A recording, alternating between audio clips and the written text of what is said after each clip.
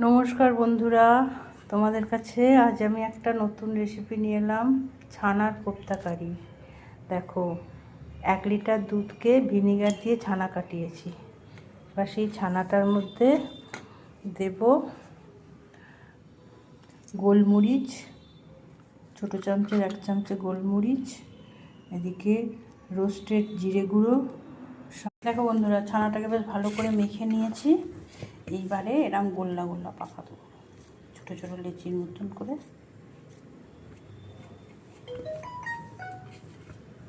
এরম করে করে কোপ্তার আকারে বানাবো। দেখো বন্ধুরা, ছানার কোপ্তাগুলোর এরমভাবে পাকিয়ে নিয়েছি। আর একটু বেসনটাকে অল্প করে গুলে নিলাম। এবার কড়ায় তেল দিয়েছি, আর এতে একটুখানি ঘি দিলাম।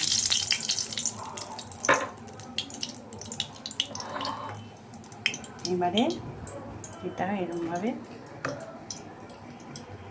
করে কোট করে নিয়ে, দেখো বন্ধুরা, ওইগুলো ভাজা হয়ে গেছে। এই যে কোপ্তাগুলো বেসনের কোট করে ভেজেছি। আর এদিকে কড়াই ওই তেলেতেই একটু কালো যে কী বলে ছোটো এলাচ আর তেজপাতা দিলাম, আর একটু দারচিনি।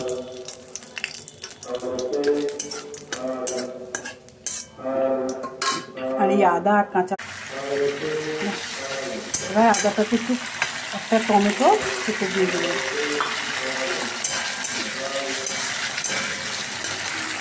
আদাটার সাথে কাঁচা লঙ্কাও বেটে নিয়েছি।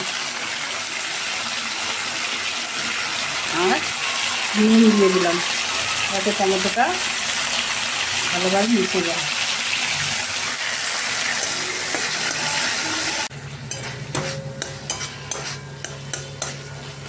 দেখো, বেশ ভাজা ভাজা হয়ে এলো মশলাটা।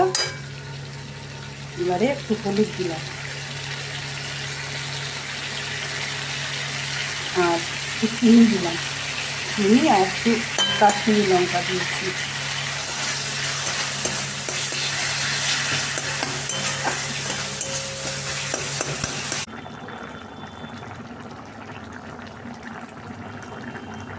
একটু নুনটা কম লাগলো বলে একটু নুন দিলাম।